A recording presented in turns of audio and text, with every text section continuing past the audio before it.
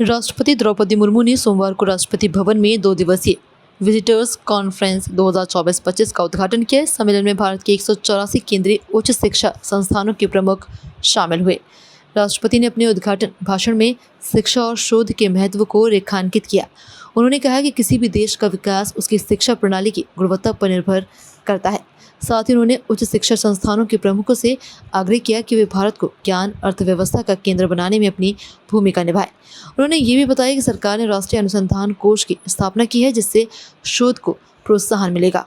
इसके अच्छे उपयोग की उम्मीद है।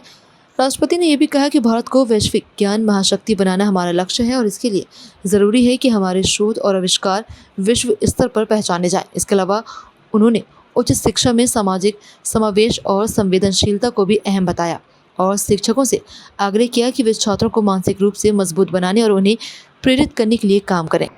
किसी भी देश के विकास का स्तर उस देश की शिक्षा व्यवस्था की गुणवत्ता में साफ झलकता है। जिस देशों में साइंस और टेक्नोलॉजी के सबसे प्रभावी कार्य हो रही है, प्रायः उन्हीं देशों के ह्यूमन डेवलपमेंट इंडिसेस भी बेहतर है। राष्ट्रीय शिक्षा नीति को लागू हुए लगभग 5 वर्ष हो रहे हैं। उच्च शिक्षण संस्थानों से जुड़े सभी लोगों को यह सुनिश्चित करना है कि राष्ट्रीय शिक्षा नीति के भी सभी और हम और भी तेज गति से आगे बढ़े।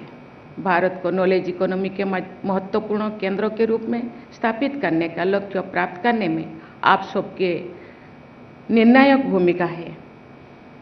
शिक्षण के साथ साथ शोध कार्यों पर भी बहुत ध्यान देने की आवश्यकता है।